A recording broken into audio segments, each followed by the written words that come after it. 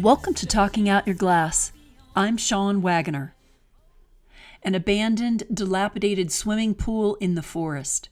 A pile of trash smoldering in a secluded backyard. A dark and deserted highway flanked by an unexplained light. Michael Endo's kiln-formed glass is about the potential of empty spaces and how people inhabit the subliminal area between the civilized world and wilderness. It begs the question, is our world real or manufactured? Says Endo, locked in a loop of familiarity and strangeness, my gestural paintings, drawings, glasswork, and sculptures exist in a moment of tension.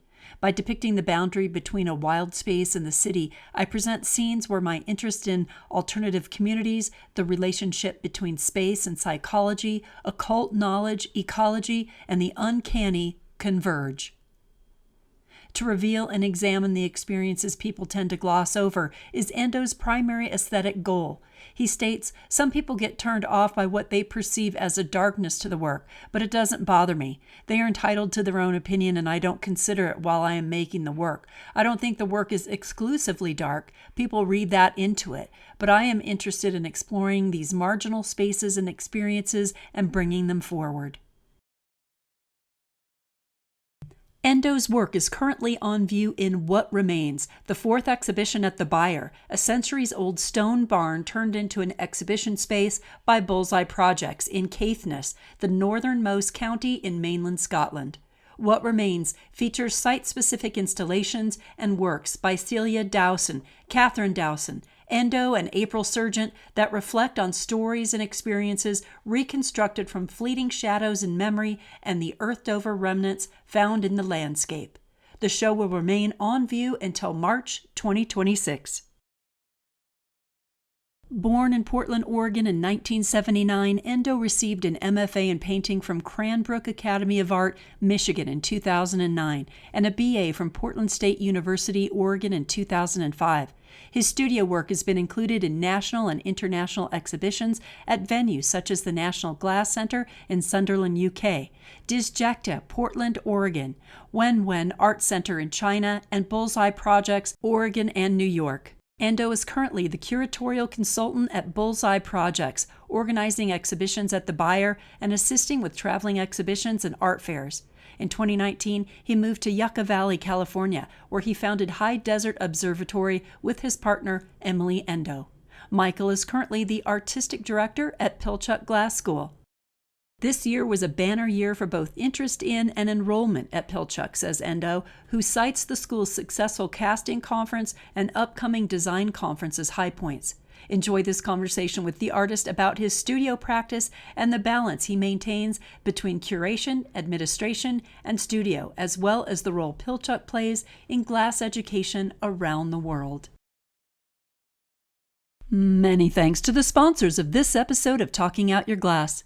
His Glassworks Incorporated, Bullseye Glass Company, Ransom and Randolph, Paragon Kilns, the Art Alliance for Contemporary Glass, Paul Wismott Glass Company, and Euclid Kilns.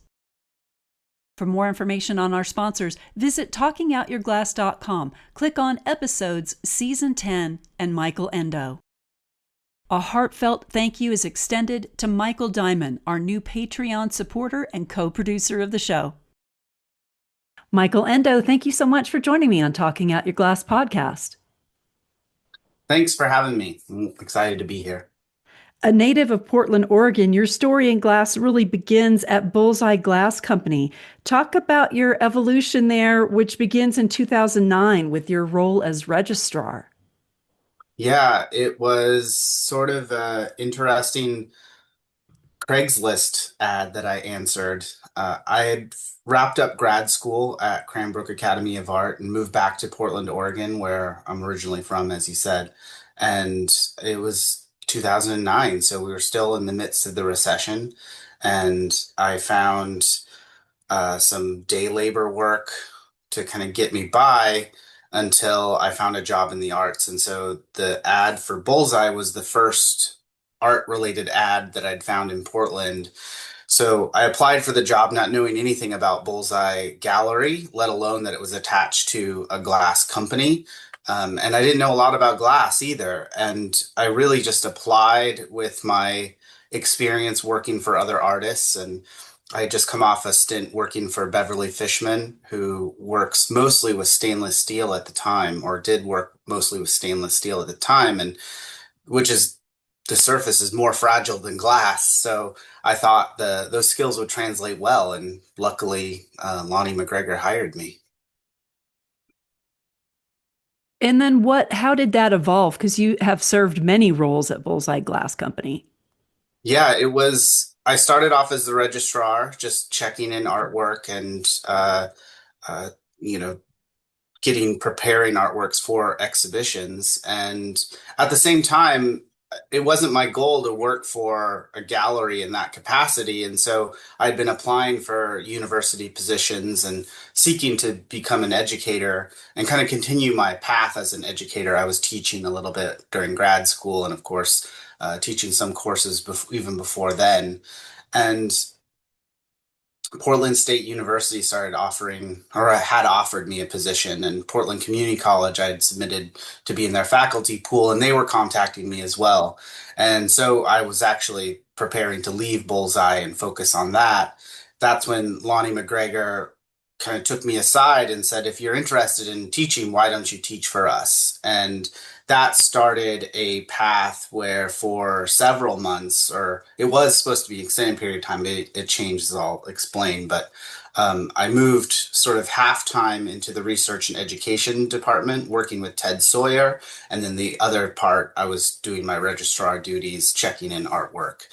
Um, and so essentially, they paid me to learn glassmaking. I didn't really know that much about the technical aspects of glass. Of course, I was learning a lot about the artistic side as the registrar, but I didn't know a lot about the technical side. So now I was spending more than half the week just working in the studios, taking workshops. I was able to scholarship in, or as part of my training, essentially, I attended several workshops. And through that started developing the curriculum for painting on glass and screen printing on glass, because that was sort of my background. My background's in drawing, painting, and printmaking. So that lasted for, I'm thinking about 6 months. It's hard to remember exactly how long that lasted. And then the assistant director at the gallery stepped down, and that's when Lonnie asked me to come back to the gallery full time. And I came on as the curator and started developing programming at Bullseye, what then became Bullseye Projects. So it was sort of a back and forth of learning both about the glass art world, but then also the technical side of glass, and then going back and forth. And I've been straddling uh, those two sides of it, the art and the technique, the education and the exhibition, ever since. And what a great foundation for what you're doing now, and an amazing experience to get to experience so much through one company. Yeah, I mean, I can't, it's hard to express how grateful and fortunate I was for my life to intersect with Lonnie McGregor's and Dan Schwer. They've been huge supporters of me ever since I'd met them back in 2009. And yeah, it's pretty amazing the relationship that we've had over the years. Well, you mentioned that you got your MFA in painting from Cranbrook Academy of Art. When did you begin seeing glass as a material for painting, and how did you advance your artistic goals? I didn't really start thinking about, I didn't think about glass at all until I started working with Bullseye. I was, as the registrar, of course, I was interacting with work by Jess Loughlin, Kobe Coburn, Mel Douglas, and then painterly glass like Jeff Wallen and Narcissus Qualiata, Rafael Cauduro. So I was looking at the way these artists were using glass as color, as atmosphere, as line and value. And I started thinking about at the time I was using a lot of very translucent layers or glazes of oil paint. And I started to see glass as basically bullseye glass in particular as a 3 millimeter glaze.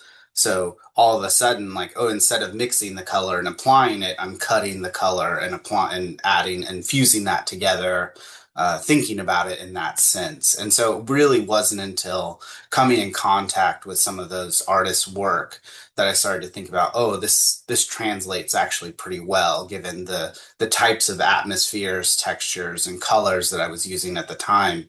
And so it was a natural transition. But it's sort of a funny when you're trying to move from oil painting to glass, or at least for me, it was a really interesting thing where a lot of times with my oil painting, I was allowing the gravity to allow drips to fall and the sort of fluidity of the material to take over the imagery. And then when it go to glass, the fluidity is completely different. And so I found myself making stencils of drips and like faking that, almost faking the sort of uh, the nomenclature of oil painting in glass, until finally I started developing a language or a way of speaking through glass as the material. And in fact, you found in some ways that glass was superior to canvas as far as image making goes. Talk about that a little bit. Yeah, I think, well, it just does something completely different. I mean, both have limitations. I like to think about all materials of having these sort of like pushes and pulls of what you can and what it likes to do and what it doesn't like to do. And you're constantly pushing against those different things. And with glass, you've got this translucency and this ability to light to enter the piece in a way that's completely different than oil paint. You also have this capacity to use color as a solid object. So instead of just a thin film on the surface, it's something you can carve into, dig into, push around in a completely different way. And then the glass, because of that firing process, it goes through a transformation that you don't have a ton of control over. You're setting up conditions, and then you're allowing the glass to sort of melt and fuse together based on those conditions. But sometimes the glass behaves in a way that you didn't expect. And sometimes that's because there's a piece of information you are missing. And sometimes it's because, the kiln is firing differently or something, or like there's a cool spot where you happen to put that piece so it does something different. So all of that is sort of leads to the sort of spontaneity that I was actually looking for in the oil paint, which is why I was adding stand oils and different additives or mediums to the paint so it would resist the sort of facility of brushwork. So I could paint something as delicately as I wanted, but the oil paint itself was resisting that facility because it didn't want to stay stationary. It sort of moved down the canvas. At the time, that's the kind of work that I was making. And so I was interested in that sort of spontaneity of the material interacting with the substrate in oil paint, and then in glass, like the sort of mysterious opening of the kiln and seeing what happened. Because a lot of times the sort of unfired version looked completely different than what the fired version looked like. And so that surprise or sort of interaction with the piece in that way was really fascinating to me, and still remains fascinating to me. We'll return to Michael Endo in just a moment. This episode of Talking Out Your Glass is sponsored by His Glassworks Incorporated, diamond tools and glass cold working supplies. Suppliers of diamond-plated tools and accessories, including diamond laps, wheels, belts, and adhesives. Expert advice available at hisglassworks.com. This episode is sponsored by Bullseye Glass Company, a leader in the development of an enormous palette of tested compatible colored glass for art and architecture. Visit bullseyeglass.com for instructional videos on kiln glass technique and other resources for artists. This episode is sponsored by Ransom & Randolph, serving glass casters worldwide and providing consistent quality products and excellent customer service. They offer a broad range of materials to meet your specific glass casting needs, no matter the glass casting method, application, or size of your project. Visit them online at ransom-randolph.com. This episode is brought to you by Paragon Kilns, the trusted leaders in reliable, high-durability kilns with cutting-edge technology for glass artists worldwide. Whether you're fusing, slumping, glazing, enameling, lampworking, or casting, Paragon delivers unmatched precision and quality. Visit ParagonKilns.com to explore their selection and take advantage of 10% off with free shipping on your new kiln. Just ask Michael Endo. He trusts Paragon for his art. And now, we return to Michael Endo. You talked earlier about your role as a curator at Bullseye. What are some of the qualities of either content or technique that you began to notice by looking at the work of other kiln forming artists worldwide? Mhm. Yeah, I mean, that's such a diverse field. It's not a monolith. You have everyone from doing sort of design wear for the tabletop to lighting, and then you have sort of artists that are pushing the conceptual boundaries, and then you have artists that are sort of reveling in the material qualities of glass. And so you've got this range of artists that are sort of exploring the material in different ways. And I think that's true anytime there's sort of that a material that kind of bridges what we consider craft and what we consider art. You have people that are kind of like moving between the two pretty fluidly, or between those. I don't want to say they're polar opposites, but those different sort of considerations, both aesthetic and conceptual, and moving between the two. And so I think the breadth of what I was seeing through Bullseye, and of course that's a very limited view because Bullseye Gala or Bullseye Projects, as it became, we were looking at artists that are using kiln forming, who specifically use Bullseye glass, who are specifically fusing. So we weren't even looking at people that were using Bullseye glass for stained glass. It was really looking at that very limited or specialized view. And so even within that, you had Sylvia Levinson on one side, whose work technically is not the most polished, but conceptually is very rigorous and powerful. And you had artists on the other side who somebody a name isn't really jumping to mind at the surface. Let's see. Uh, What about somebody like Jessica Laughlin? Yeah, Jessica Laughlin, I mean, the technical aspect is the conceptual part is there. Same thing with Mel Douglas. I think a lot of the Australian artists, they're thinking about landscape, they're thinking about light, they're thinking about atmosphere, they're thinking about space and design. And so it's not a political message like Sylvia Levinson, but there's a content there that's can only be expressed through the medium that they've chosen to use, or is best expressed through the medium they've chosen to use. And then you have artists that are making design ware cups and bowls and things like that. And so that sort of span of what you can do with the material is pretty fascinating to me. And I like sort of thinking about glass in a non-hierarchical way. Like I don't put one form of glassmaking above another form of glassmaking. They're all part of the conversation. So, how would you say your process for using Fritz to create glass paintings, how did that get refined over the years? Like, is it different now that when you first began? I'm guessing it is. It is to some extent. I mean, I think that the foundation of using glass powders are primarily primarily glass powders in my work. I think the biggest shift, actually, I guess, in honestly, it hasn't changed a lot. Really, what's changed is my ability to manipulate the material in a more um, not competent way, but I can achieve what I want to achieve a lot easier than I used to. And so one of the things that interested me when I first started working with glass in a painterly way is that you had at the time, Narcissus was just using Fritz and sheet glass, and you had Ted Sawyer who was just using powders. What was more interesting to me was not to delineate or specialize in one way of making an image, but how could I increase or expand on all of those? And so it was like, can I take the screen printing of Jeffrey Sarmiento, the frit work of Narcissus, and the powder work of of Ted Sawyer, and then the enamel work of traditional stained glass, and can I combine all those together? And so that's how I started thinking about.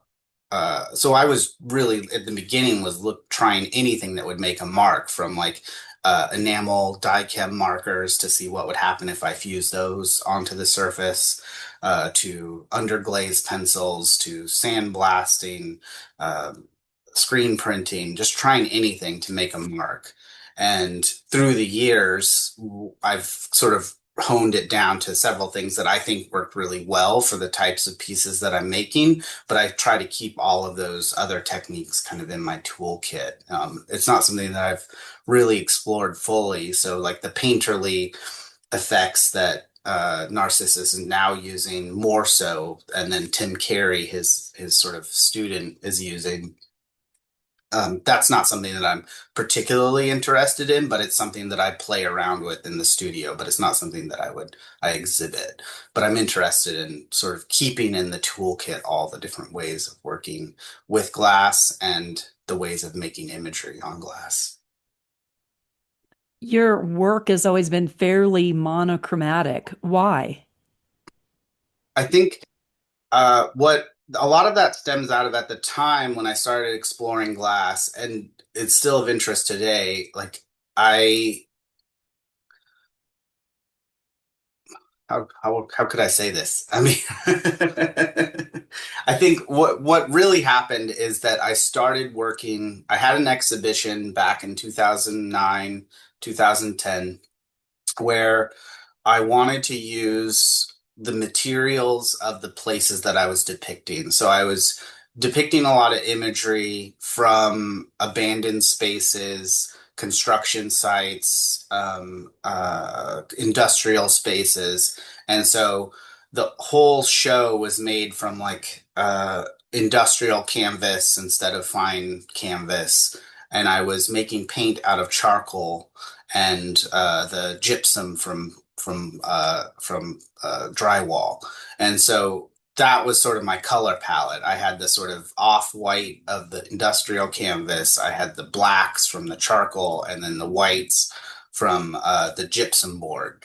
And so that was sort of the idea of like, okay, so I'm going to depict these places instead, and I'm going to make those depictions from the materials that I can recover or assuming could potentially have recovered from these spaces, because a lot of the spaces are a confabulation of both a real space that I visited and an imagined space, and so bringing those things together was important to me, and then kind of pulling the the materials of those spaces onto the surface to create the image seemed like a more vital move to make, rather than, these pigments that were gathered from all over the world, ground up in some factory and put into tubes, and then I then mix them together to make them look like charcoal. Why don't I just use charcoal?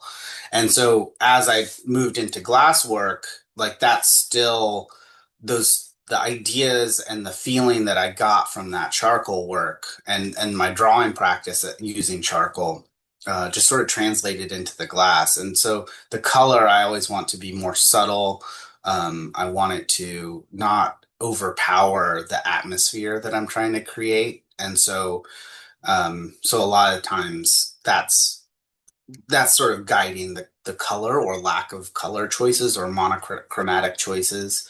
I think that there's a lot of subtlety in the pieces that don't always translate into photography, because that's also a a component of the work that's important to me. That if if what I'm depicting is a certain time of day at a certain moment, sometimes there's just something in the way the light catches the piece, especially as I started mirroring the pieces, that is just does not translate into photography. And so then there's that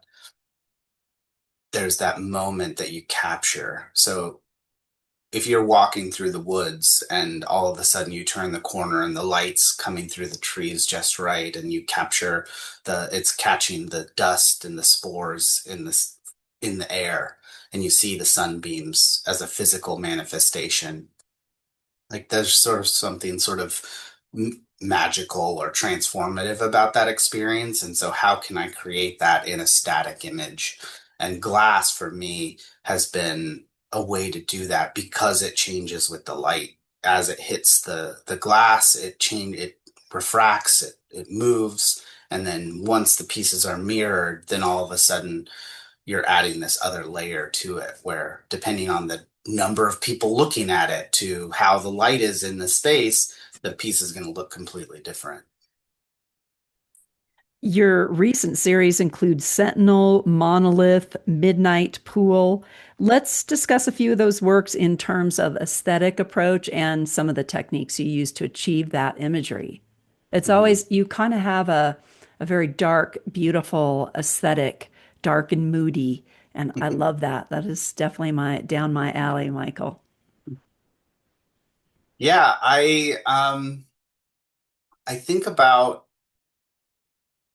I think if you trace back my interests and where sort of the art historical lineage that I'm interested in exploring and pushing against is that, German Romanticism, of course, is very important to me. And I think that's evident in the work a lot of the times where these sort of solitary or um, singular figures in a space that are sort of in a moment of contemplation or pause.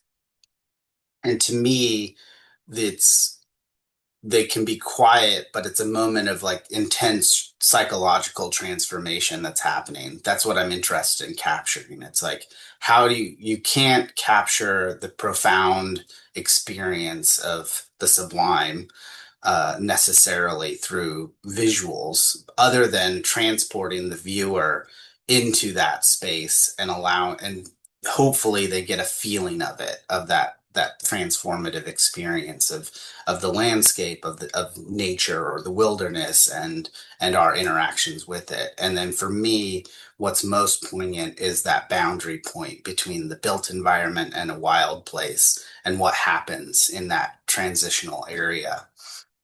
And so, I think a lot of people read them as dark, but me personally, like I find them to be, I find those spaces to be very profound. And so for me, they're energetic and exciting, but in a different way, not in a like necessarily exuberant, joyous way, but like that sort of inner world. Like how do I depict or create that experience of the aha moment or the awe or the terror, if you want to go into deep into the sublime theory.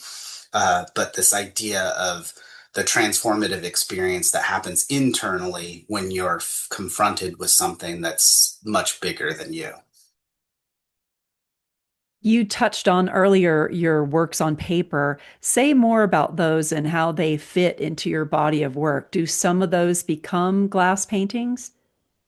They do. I think depending on what's happening in my studio, drawing is a pretty important practice for me, or it's not even always drawing. Sometimes they're quick paintings. And so for a long period of time, not recently, but for a long period of time, I would, part of the studio practice was go into the studio and make two pieces really quickly, like limit the time, 10 to 15 minutes per drawing or painting, and just sort of like express an idea. And that's either like, uh, revisiting something that I had done before, or maybe a new thing or a new idea, and just sort of get some forms onto the paper as a sort of warm up and an activity. And a lot of the times those stick around and they recur. And so I've sort of now amassed a pretty big file of these paintings. And so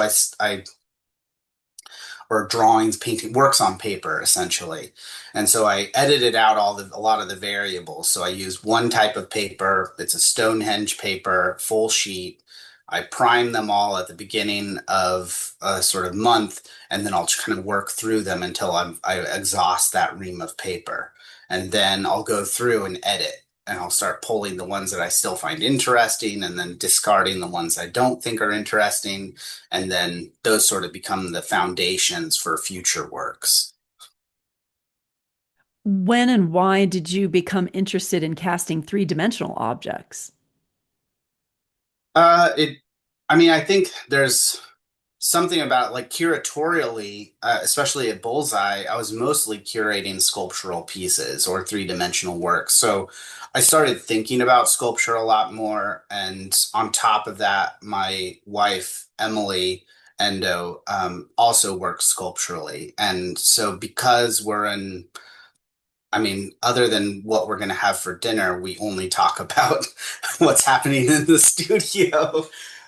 So, you know, I think that that sort of like got me thinking a lot more about how sculpture functions in a way that's beyond what I had been thinking about and the potential for a sculptural work to command a space. The thing I love about painting and that I think that painting does so well is that it transports you.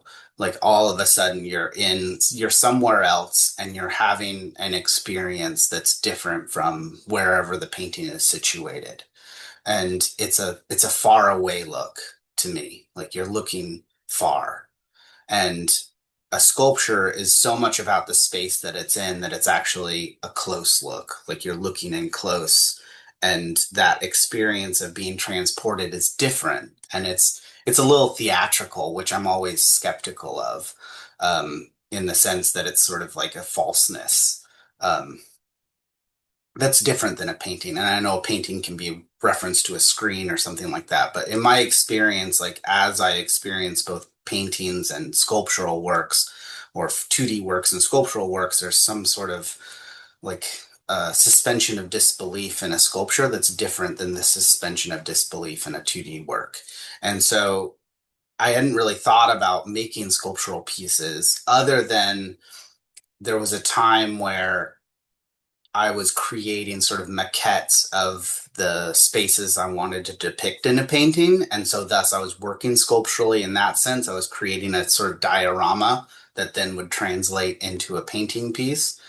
Um, but then I was having a conversation with Beverly Fishman, who was my mentor at Cranbrook Academy of Art, and we were just having a conversation about my work and what I was doing in the studio. And she just suggested at the time that maybe I draw some of the imagery out of the paintings and bring them into the physical world.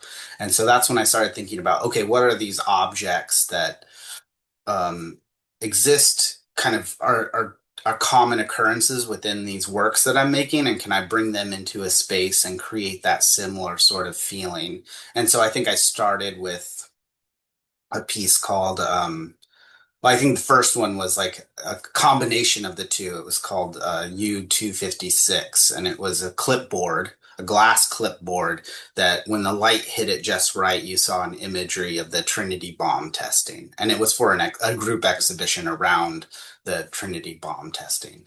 And so it was sort of all of a sudden it was a sculptural work that was about sort of these found objects from a potential, like a recreated object from a site, and then it's sort of imbued or embedded with the transformative experience that happened in relationship to it. Even though it's a mundane object, it sort of was a non-human witness to something that was profound.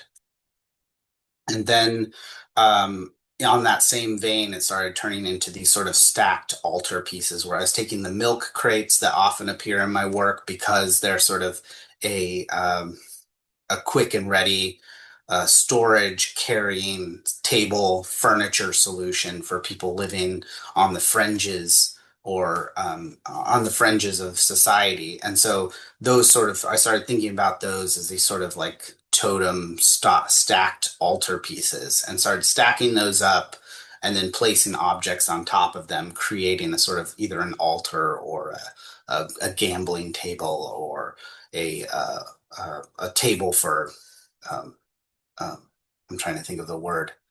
Um, sorry.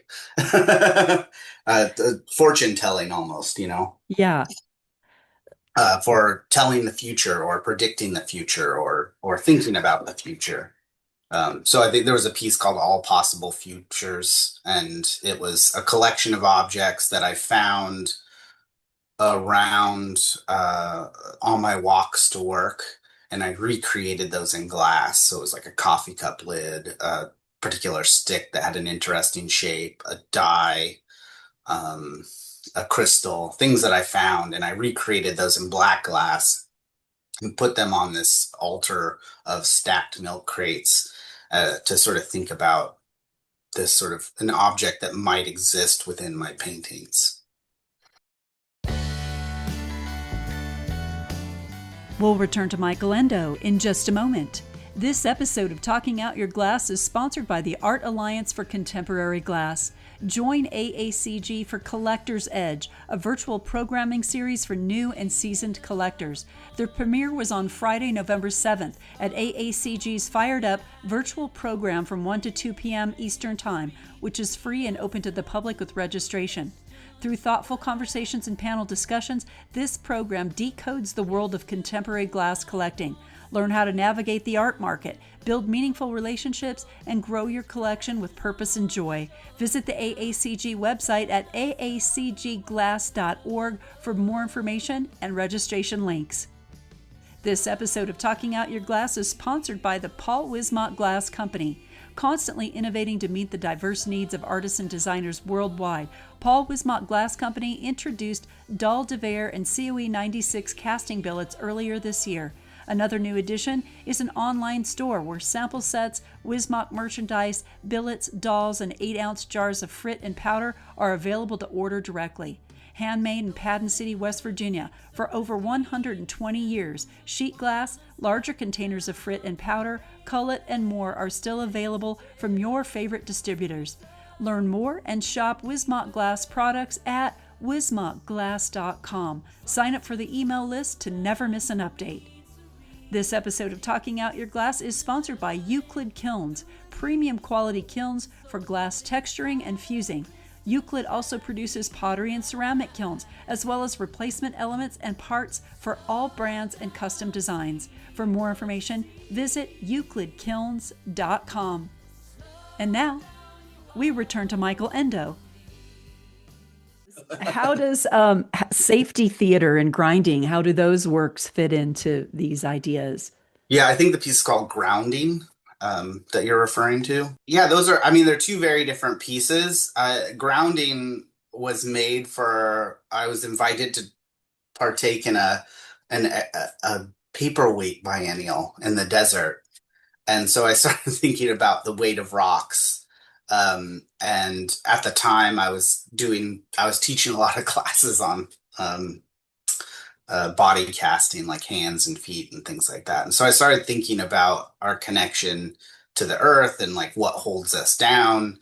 And so this sort of foot balancing on a piece of stone, but then also holding a piece of stone on the tip of its toe, I just thought was an interesting like connection point and thinking about something that's holding us down or connecting us to the earth. And so that one's probably the least directly tied to what I would consider my normal work, other than the fact that it's thinking about the relationship of the human to a space, like the psychology of living in a world and what that does to us.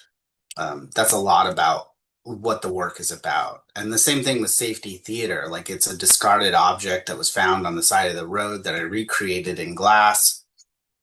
And I just think it's sort of a funny object. These safety cones, they're kind of ridiculous looking. They're always funny colors. And then most people just ignore them. You see them crushed and pushed to the side often.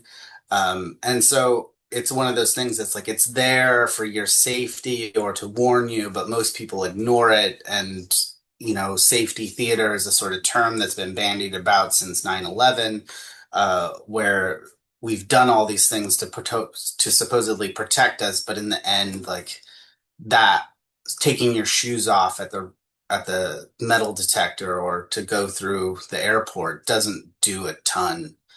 Most studies have found, or I've read studies that says that these things don't actually do a ton, but other than give us a sense that something is being done. And so I think about that, like our relationship to spaces, our relationship to power structures, and how that affects our behavior. And so what I often trying to depict within my work is that to highlight or point at that relationship that a lot of the times we're not just ourselves, our independent selves moving throughout the world and making decisions, but the spaces that we're inhabiting, the structures that we take part in, they all have an impact on how we behave, what we do, the decisions we make. And so our autonomy, um, or even our free will, yeah, it's there. We can make decisions, but there's all these outside pressures that are pushing on us constantly. And so how do you depict that in a painting? Or how do you depict that in a sculpture? Or how do you highlight those things that the spaces that we inhabit, the things we see, the structures that we're existing in, they all sort of are this they're all connected to one another. And so our this the my criticism of something like German Romanticism and why I pick it up as something that I want to push on or explore more is that they were really interested or uh, sort of drawing a what the German Romantics were really doing was separating the human from the world. There's this world out there that's awe-inspiring and scary and bigger than us, and we're just this small part of it. And while part of that is true, the world is much bigger than us, we're connected to it in a way that we often use language and structure to separate us from it. And so a lot of times the work is trying to break down that barrier and think and help people or hopefully help people think about their connection to the world in a much more dynamic way. And so the sculptural pieces I think do that even more than the painting works because the paintings can just become window dressing where a sculpture it's there in the space you have to navigate around it. Now all of a sudden you're thinking about it in relationship to your body. And I think that that's a pretty powerful experience for one to have. Um, yeah. Your work is currently on view in an exhibition called What Remains. Tell us about that show and the work you have on view there. Yeah, the exhibition is at the Buyer, which is an exhibition space that's owned by Bullseye Glass Company. It was a project that was started, I can't remember how long ago now, quite a while, over 10 years or near 10 years ago. Um, and it's an exhibition space in a 300-year-old plus uh, byre or barn that's Wow. actually built up of four separate structures that have been joined together over, centuries essentially. Mm. And it's the it's an exhibition that has myself, April Sergeant, Celia Dowson, and Catherine Dowson. Catherine and Celia are both from the UK. They're actually aunt and niece. They're related.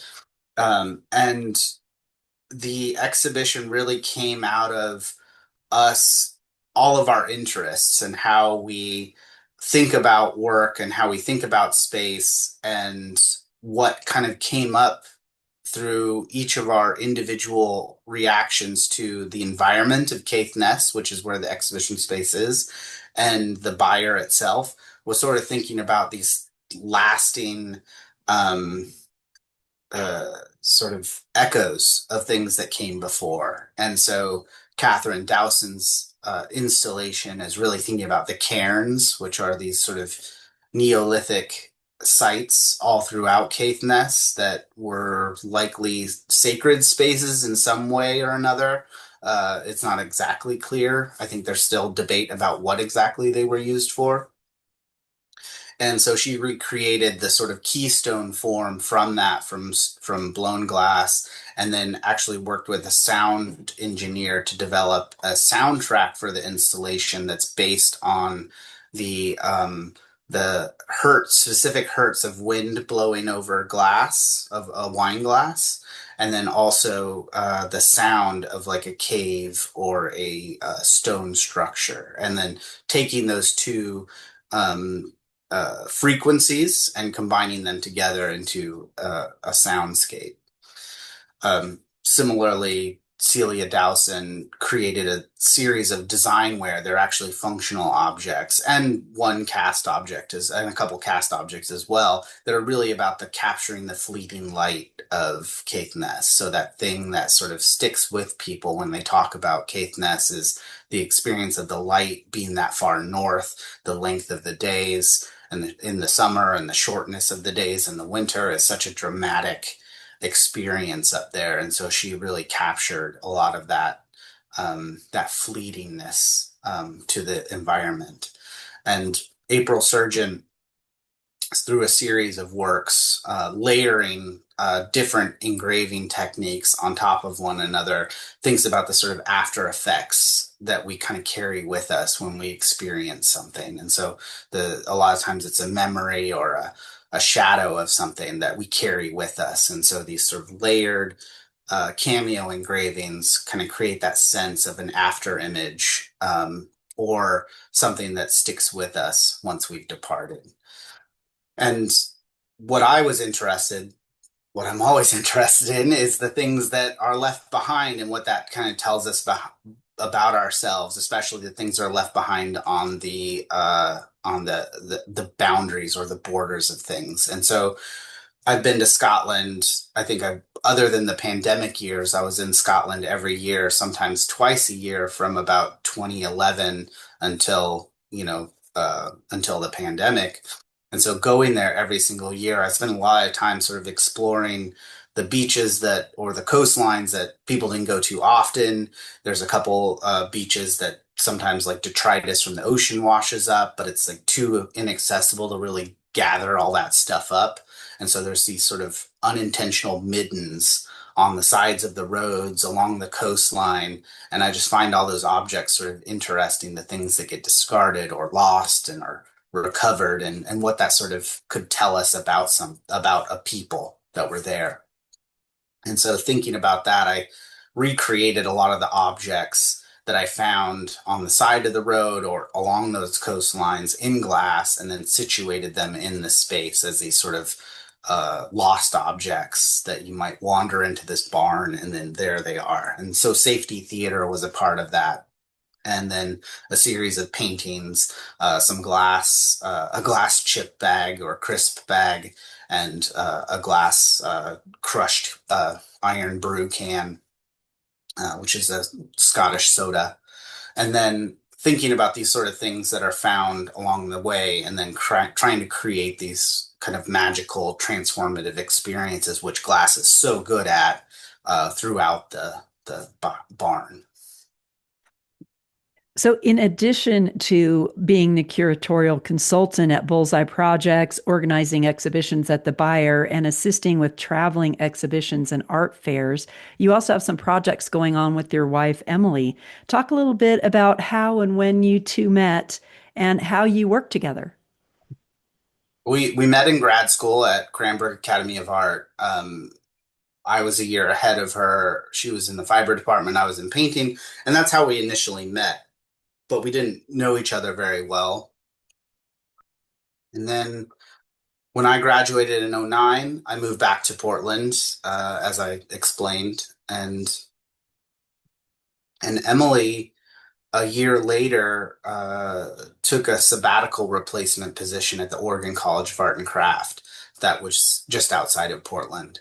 And so when she was moving back out, she called me up because she knew I was in Portland, and we just started hanging out at that point. And that's sort of how we started working together, and then how we eventually formed a relationship and got married. I think we've always, I'm trying to think of how I would classify it. Like we've worked together a lot. I mean, we sort of continued the sort of conversational and intense critical discussions that Cranbrook inspires amongst all the cohorts into our daily life. So all of a sudden, both of us aren't particularly domestic. So, as soon as we moved in together, we basically lived inside like occupation part of the house was the bedroom and the kitchen, and everything else became studio. So we were renting a house that had a dining room and a kitchen. I think the dining room became an area where we were staging installations and paintings for photography and for mocking them up. And the dining room became a sort of clean space for drawing and sewing and things like that. The basement became a complete, utter like mold making and painting space. And then the garage became like fabrication for hardware, canvases and things like that. And that's sort of been consistent throughout our life together, where no matter where we're living, our living situation's pretty minimal, but then everything else becomes studio. And so it's this constant conversation. And we weren't in the beginning, we weren't really collaborating a lot. We were just sort of like, I would talk to her about her work, she would talk to me about my work, and we just sort of existed separately, even though, we weren't really collaborating on pieces, even though we were talking to one another. When Emily started working with glass, then things shifted a little bit because there was a amount of technical knowledge that I had, which was still in the beginning stages, that she didn't have, and so I was assisting a lot more with the sculptural work. And Emily's extremely um, her ideas are giant often and ambitious. And so a lot of the times when we're making, when she's working on a big project, we kind of band together to like finalize a lot of the things. And so we've worked together really well in that sense where it's, if I need help, she's assisting me. If she needs help, I'm assisting her. And then that sort of culminated in a curatorial project that in 2018, we started a gallery in Portland that was really trying to scratch an itch that I had after working at Bullseye for so long, that had such a specific focus, and my interests weren't. I didn't study glass. I didn't think about glass until I was past 30 years old. And so being sort of the curator for this glass gallery, there was like all these aspects of the art world that I wanted to bring in a lot more. But, because of the mission of the gallery, it was difficult to sort of navigate that um, into a curatorial practice that fit within my day job. And so Emily and I started Dust to Dust in 2018, and that became a gallery space that was. We did show some glass. We did show other materials. It was for us. We were classified as a non-hierarchical art space. So we put everything on the same level, from flower arranging to ice cream making to functional work to bongs to paintings. They were all sort of brought together as in a way that helped build, in our minds, brought conversations together. Like all of a sudden, like we're thinking about all of these objects that we interact with on a daily basis, all in the same way, and we're not holding one type of making up above the other. And that's always been important to the two of us as artists who really kind of move between different materials and different mediums. How can you have a good conversation amongst all these different things and break down some of these artificial barriers that have been created over the years? So then that was a project that we worked on together, and we found a good collaborative rhythm in that. And that sort of led to our creation of our own studio down in the Mojave Desert, called High Desert Observatory, which is a collaborative project between the two of us. Yeah, so you guys moved down there in 2019. Tell us Mhm. about High Desert Observatory. You're in Yucca Valley, California now, right? Yeah, it's in Yucca Valley, California. It's technically in Yucca Mesa, so it's a little outside of the town of Yucca Valley. Um, and it was really just an opportunity for us to expand out. We were living in Portland in a small studio apartment, and we had a larger studio down in the industrial area. And we were working, Emily was the head of the fiber department at the Oregon College of Art and Craft. I was the curator at Bullseye Projects. We were probably the busiest we'd ever been. And we had started a gallery space together on top of it and had our own artistic practices. And we were just sort of thinking about what the next 5 years would be, or the next 10 years, and what we were going to do. And Emily really felt strongly that she needed to be more connected to what was happening in LA artistically. There's a lot of interesting work that's happening, that's been happening there and currently happening, that's of interest to us, as you know, conceptually. And so she wanted to be closer to LA. I wasn't particularly interested in moving to LA because of the financial difficulties of living in a city like that, and I didn't want to just get another job um, uh, curating for something that I didn't really believe in. I really wanted to, spend some more time focusing on my own work and doing independent projects. And so the sort of compromise of being close to LA but finding a place affordable was a place that we both love, which was Joshua Tree. So we had been visiting there pretty frequently. Friends of ours kept going down there. And so we sort of felt like Joshua Tree, or that area, was a great spot because it was within 45 minutes of Palm Springs, within 2 hours of LA, and it's a place that people go to. Like Joshua Tree is a destination, an arts destination. And so curators, artists, collectors were all visiting the area anyway. So it didn't feel like, even though it is kind of in the middle of nowhere, it's, somewhat speaking, it felt very connected to the places that we wanted to be connected to. So our friends and community from Portland and Seattle were visiting there often. LA people were coming over. Sandy, it's a hub of places that come to. And then institutions like High Desert Test Sites and Desert X were bringing more and more people, the community we wanted to be connected to the area. And at the time, and when 2018, when we started looking, we actually bought our property in 2018. It was relatively inexpensive compared to Portland. And so it seemed like a no-brainer to do that. At the same time, Oregon College of Art and Craft was in a financial difficult place, and it ended up closing not long after Emily departed, or was stepped down from her position there.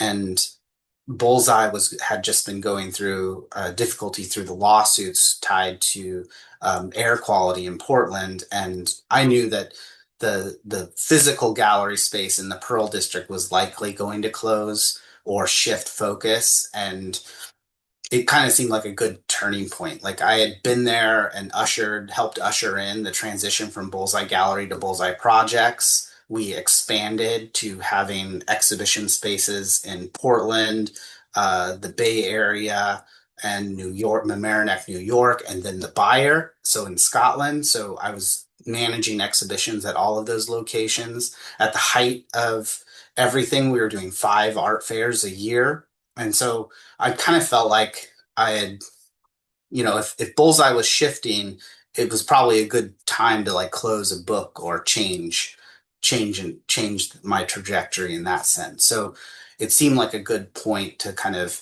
change the relationship with Bullseye. And so I had a good conversation with Lonnie about it. And it wasn't that I was leaving, it's just that I wanted to change our relationship. So I became a consultant and kind of working on contract projects, especially as they weren't having regular exhibitions. Why did they need to pay a curator full time? So that was components of it. And that all led to us purchasing property and outside of Yucca Valley. And it was a space that had already an exterior garage. So we turned that into a studio space and basically recreated our tiny studio apartment inside the house, and the rest of it is studio. So we ripped out the kitchen, we ripped out the second bathroom, turned those all into studio spaces, turned the second bedroom into a studio space, and the garage into a studio space, and then have just recently expanded that so it's double the size. So um, So do you guys, all where do you eat then if you don't have a kitchen? we we have a tiny Do you kitchen, so eat? we turned the second bathroom into a tiny little kitchen, like galley kitchen. Uh-huh. And so we cook in there, and then we have a small living area that we eat in there, but we don't have any furniture. We sit on the floor and eat. I don't know. That sounds cozy. It works for us. I wouldn't, it's not like I'm not trying to convince anybody to live the lifestyle we live, but it works for us. Like, you know, That's fantastic. I mean, I think it's amazing and great that you two people found each other because not yeah. everyone could live like that, and you're like the perfect match. Yeah, it works out pretty well. So, Yeah. yeah, Well, it's good. so if you, as if you didn't have enough going on, in 2023, you became the artistic director of Pilchuck Glass School. How did that come Yeah. about? And talk about your role there a little bit. Yeah, I think it was not on my plan on our trajectory.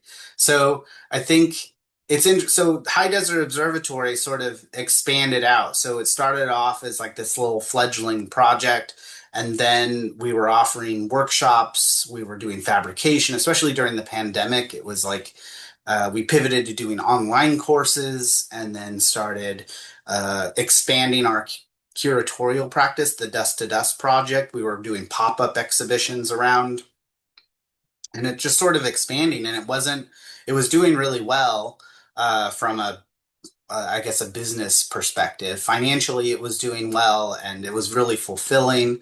And so we sort of work in these like 5 year increments. So we have kind of a sit down and we talk about like how are things progressing, what are our goals, what's happening in the next 5 years, and do we like the trajectory that we're on? And so that was sort of led to our move to Yucca Valley. And then that meeting happened right before I got offered or was asked to apply for this position. So it's sort of these interesting confluence of events. So actually, I met Chris Taylor, the former executive director, when he started at Pilchuck. He came down to Bullseye, and I gave him a tour of the factory, a tour of the gallery of Bullseye projects, and I think we had lunch. I can't remember off the top of my head, but we had a nice interaction, and it was really positive. And then when Tina Ofiero stepped down from Pilchuck, he actually called me up and asked if I would be interested in the position at that time. But I think we had literally closed on our house the week before the space in Yucca Valley. So I turned him down at that time, and they hired Ben Wright. And Ben, I mean, he really heroically like took Pilchuck through the pandemic, and I know it was difficult for him. Like he created all these programs that he had to cancel. It was a really difficult time, and so I really respect him for going through that process and executing the programs that they did execute. Him and the whole team here really pulled it together during that time period. When Ben departed, I sent Chris Taylor a text and just asked, like, what are you guys looking for? If Ben didn't work out, if Ben wasn't the person you were looking for, like, what are you looking for? And then Chris called me and asked me if I'd be interested in the position. And so I submitted. I just threw in. I applied, but it wasn't really on the top of my list. But I guess they liked me, so they hired me. So, you what know. is that role? Seems like it would be so huge. What does it consist of? What do you have to do for the school? It's a big role. There's a lot happening all the time, even in the so-called off season. Pilchuck is a summer program, of course, but outside of that summer program, there's so much happening that it really is a large position. I think that the foundation, of course, is creating the summer program. So creating the educational program that's going to be what Pilchuck is. And so a lot of it's identifying the instructors, identifying the artists in residence, helping guide the sort of creative direction of the school through those different sessions throughout the year. But then on the other side of that, that's the sort of front-facing fun side. And the back end of that is a lot of spreadsheets, a lot of administrations, a lot of budgeting, a lot of narrative writing for grants, a lot of and just people management. We have an army of seasonal staff that arrive. And luckily, we have a great operations manager or supervisor that sort of deals with them day to day. But that's a whole sort of thinking about those bodies, where we're going to house them, how we're going to feed them. All those things sort of come into the purview of the artistic director. You could think that the artistic director is just creating the program, like writes it up and then walks away. But in order to create a cohesive and well-functioning program, you actually have to understand the budget, you have to understand the human resources side, you have to understand the facilities side, and all of those go into making a successful program. So I spend a lot of time working with the facilities team on what studios are up and running, what we need in order to facilitate the upcoming session. I work with the studios manager, Tyler Gordon, to figure out what tools and different materials that we need in order to facilitate the program. Talk to operations about how much staff we need to facilitate that program. And then, we have the sort of registration and the outreach component as well to think about, like, how are we getting out there? How are we expanding our audiences? And then on top of that, it's working with marketing to figure out how are we going to tell the story of what's happening, and what sort of imagery do we want to put out there that represents Pilchuck the best. And so, yeah, there's a lot of components to it, but it's something that I did at Bullseye. Like, we had a very small team at Bullseye, even when we had 5 exhibition spaces and doing 5+ art fairs a year, plus working on special projects. Like, it was a team of 5, I think. So we were doing a massive amount of work with a very small team. And I think and Lonnie McGregor's managerial style, or the way she ran Bullseye projects, was really, uh, of course, she made the final decisions, but everyone else was kind of on the same level, and we collaborated and worked quite a bit. As the curator, of course, I set the tone of like who we were exhibiting and all those things, but I didn't really, I allowed the team to decide like how we're going to tell that story, how we're going to facilitate those things. So we're like not allowed, but that's just how we worked. That's the situation or the structure that Lonnie created. And so I think I'm getting off on a tangent now. I'm just thinking about structures, but yeah, it's a lot of work, but it's something that I enjoy, and I feel weirdly that all of my experiences from running auctions in undergrad and developing programming there, and the sort of multifaceted aspect of my career, of the artistic practice that I have, has sort of led me to here. Like, I feel really fortunate that I've had a lot of business experience, not only running my own business, but operating on the commercial side of the art world. I've had the sort of educational experience of being an associate professor, adjunct professor, and running craft workshops.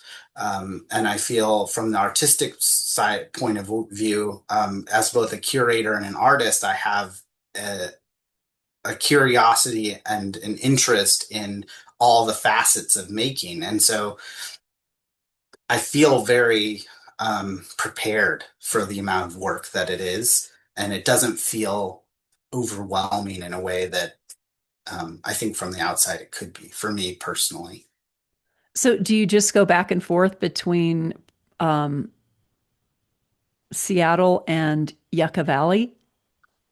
To some extent. So I need to be here pretty much full time from about mid-April until the auction, which is mid-October, and then I'll usually stay through to the second or third week of November.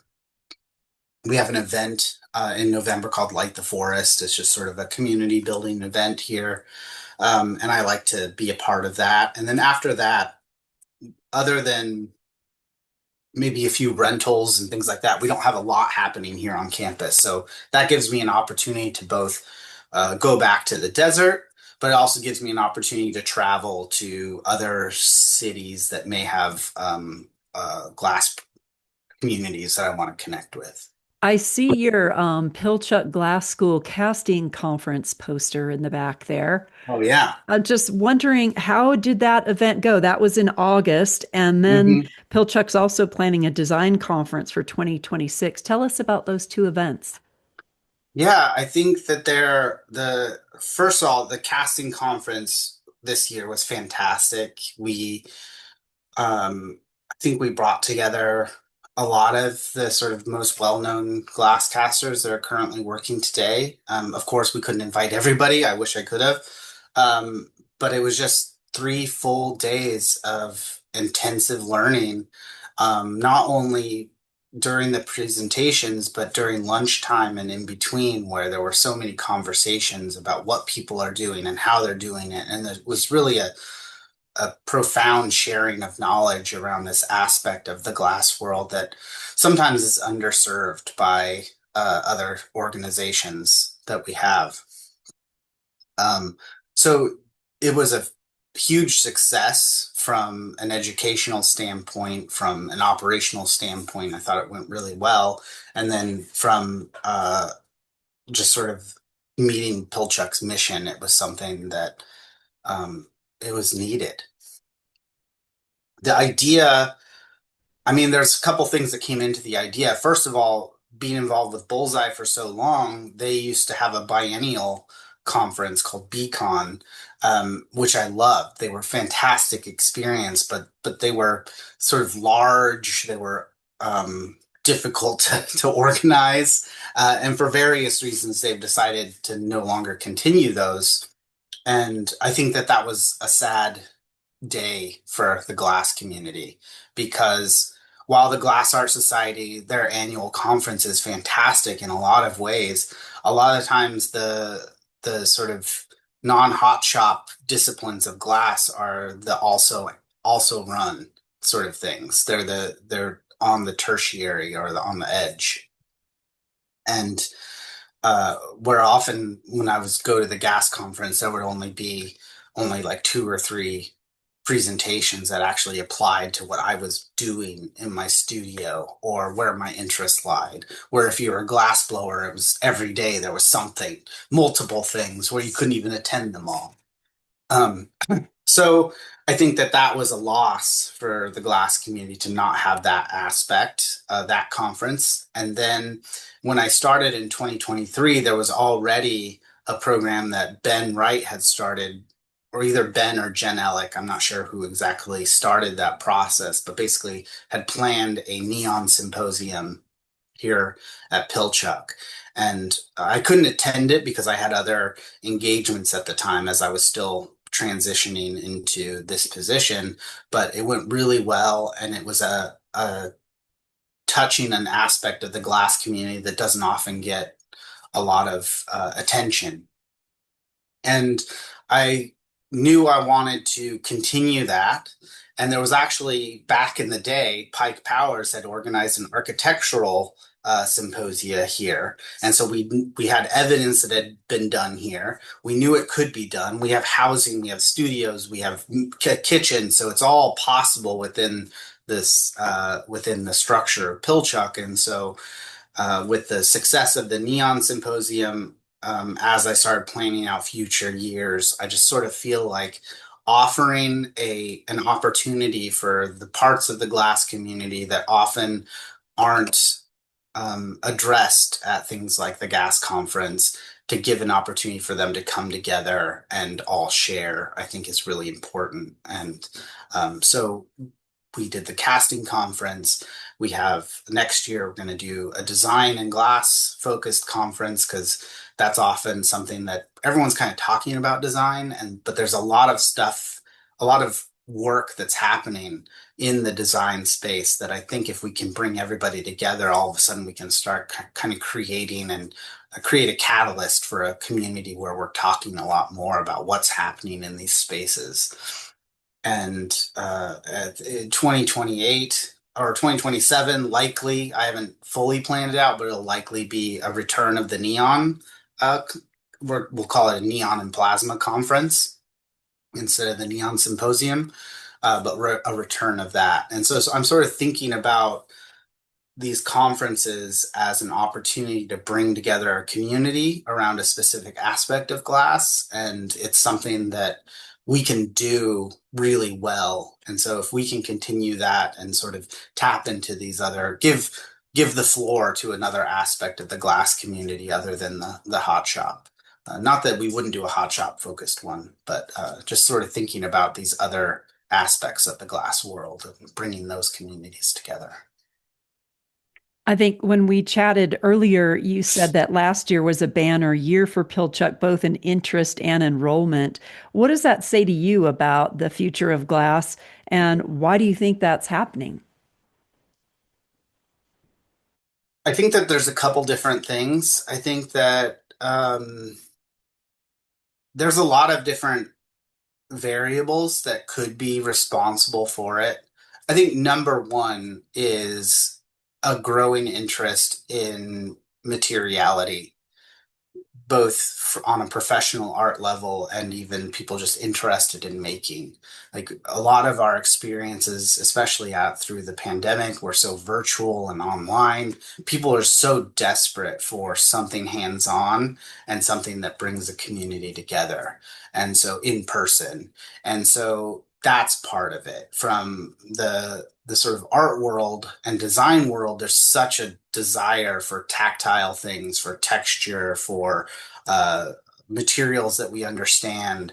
Um, and we see artists from other media sort of looking at glass as an opportunity to have a different material conversation than they've been having with whatever material they were using before, whether that's ceramics or fiber or metal or silicone or resin. And it's like, oh, well, glass has this different relationship to the body, has a different relationship to human history.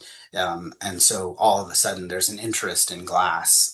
Glass casting in particular has been really growing in popularity. Stained glass has been growing in popularity. Neon has been growing in popularity.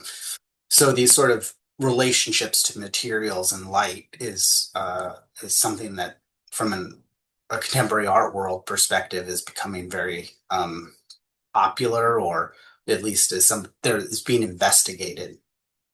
On the other hand, you have a shrinking of glass access in university systems, where even if a university has a glass program, their access to the studios are being often restricted, where we're getting graduates from from some programs here. They come to Pilchuck, and even though they're in their third or fourth year of undergrad, they really haven't had a lot of shop time, and so they want to come to Pilchuck for that focused, intense dedication to making, so they can get build up those skills.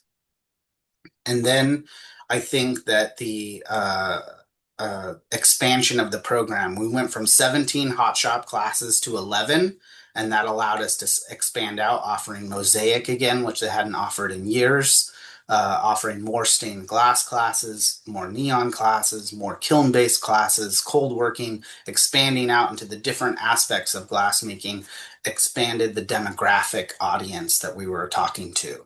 And so now all of a sudden, we went from around 300 applications during our priority placement period, which is how you apply for scholarships, is how you make sure that you get into the workshop that you want. We went from around 250 to 300 applications to 750 last year.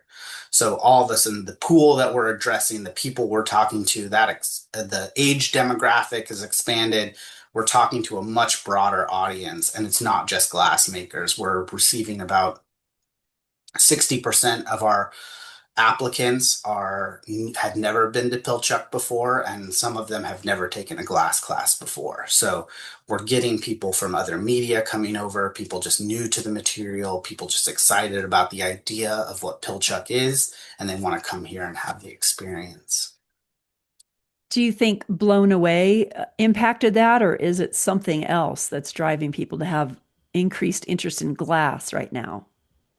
I think that Blown Away increased awareness. So what we see we've expanded and we're now offering 1 and 2 day workshops during the sort of intersession. So between a session, there's sometimes that falls on a weekend. And if it does, we offer sort of 1 and 2 day neon courses, 1 and 2 day glass blowing, 1 and 2 day stained glass.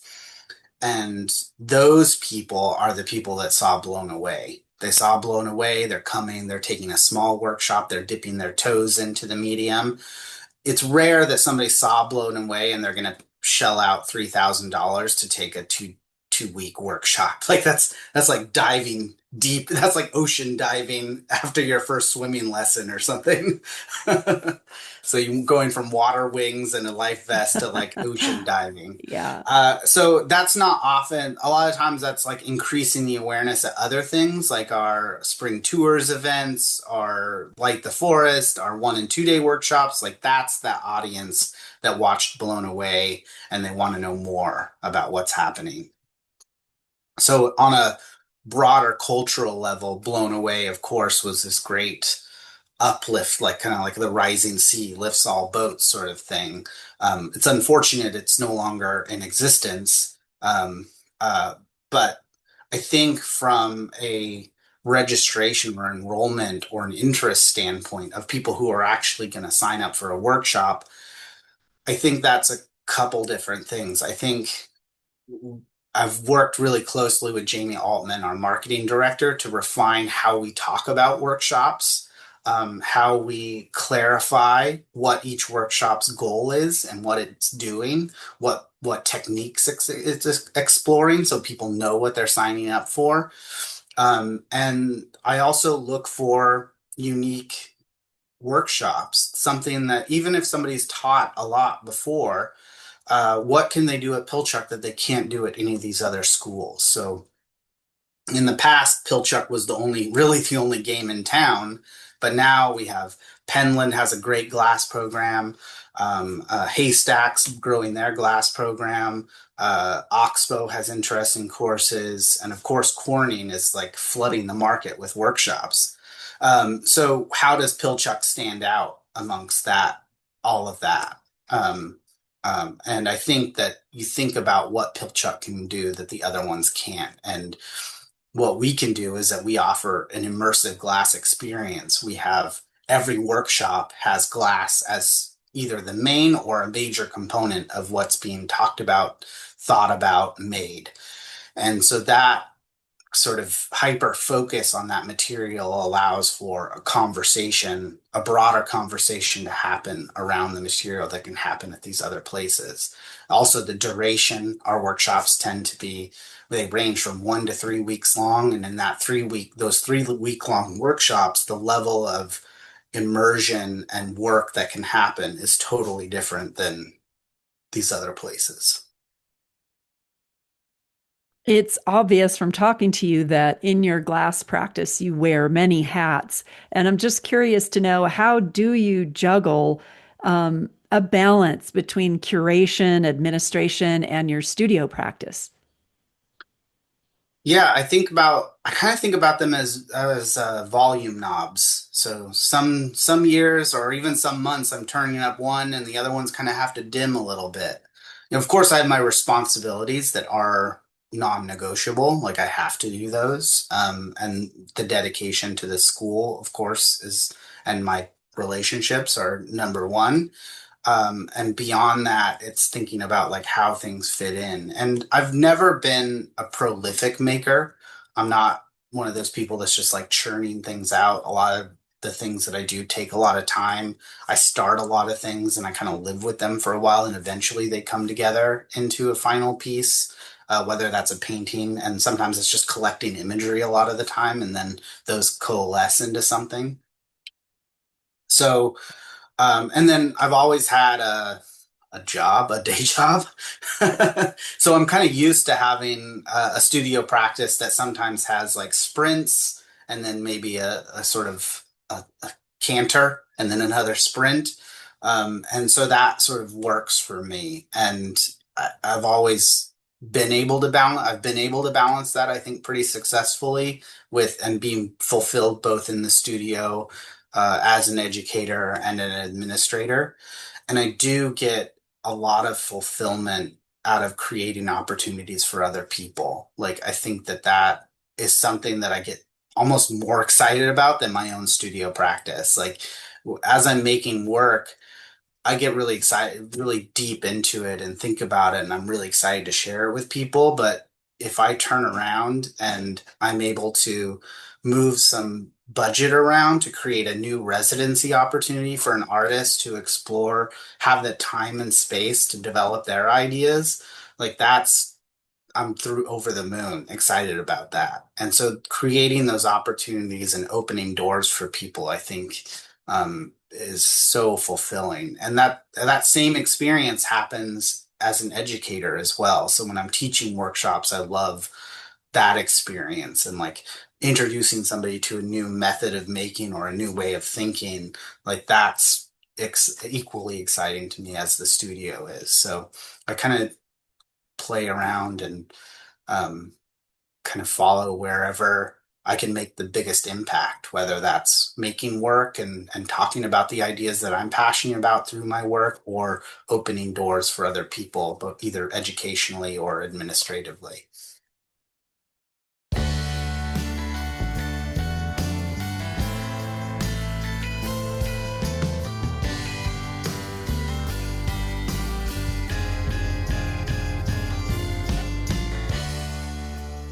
Thanks for tuning in to Talking Out Your Glass. This episode of Talking Out Your Glass is sponsored by His Glassworks Incorporated, diamond tools and glass cold working supplies. Suppliers of diamond-plated tools and accessories, including diamond laps, wheels, belts, and adhesives. Expert advice available at hisglassworks.com. This episode is sponsored by Bullseye Glass Company, a leader in the development of an enormous palette of tested compatible colored glass for art and architecture. Visit bullseyeglass.com for instructional videos on kiln glass technique and other resources for artists. This episode is sponsored by Ransom & Randolph, serving glass casters worldwide and providing consistent quality products and excellent customer service. They offer a broad range of materials to meet your specific glass casting needs, no matter the glass casting method, application, or size of your project. Visit them online at ransom-randolph.com. This episode is brought to you by Paragon Kilns, the trusted leaders in reliable, high-durability kilns with cutting-edge technology for glass artists worldwide. Whether you're fusing, slumping, glazing, enameling, lampworking, or casting, Paragon delivers unmatched precision and quality. Visit paragonkilns.com to explore their selection and take advantage of 10% off with free shipping on your new kiln. Just ask Michael Endo. He trusts Paragon for his art. This episode of Talking Out Your Glass is sponsored by the Art Alliance for Contemporary Glass. Join AACG for Collector's Edge, a virtual programming series for new and seasoned collectors. Their premiere was on Friday, November 7th at AACG's Fired Up virtual program from 1 to 2 p.m. Eastern Time, which is free and open to the public with registration. Through thoughtful conversations and panel discussions, this program decodes the world of contemporary glass collecting. Learn how to navigate the art market, build meaningful relationships, and grow your collection with purpose and joy. Visit the AACG website at aacgglass.org for more information and registration links. This episode of Talking Out Your Glass is sponsored by the Paul Wismott Glass Company. Constantly innovating to meet the diverse needs of artists and designers worldwide, Paul Wismott Glass Company introduced Dahl de Verre and COE 96 casting billets earlier this year. Another new addition is an online store where sample sets, Wismott merchandise, billets, dolls, and 8-ounce jars of frit and powder are available to order directly. Handmade in Padden City, West Virginia, for over 120 years, sheet glass, larger containers of frit and powder, cullet, and more are still available from your favorite distributors. Learn more and shop Wismott Glass products at wismottglass.com. Sign up for the email list to never miss an update. This episode of Talking Out Your Glass is sponsored by Euclid Kilns, premium quality kilns for glass texturing and fusing. Euclid also produces pottery and ceramic kilns, as well as replacement elements and parts for all brands and custom designs. For more information, visit euclidkilns.com. To find out more about Talking Out Your Glass, visit talkingoutyourglass.com, where you'll find all 10 seasons of the show. Please subscribe wherever you stream and to our new YouTube channel. Until next time, stay glassy.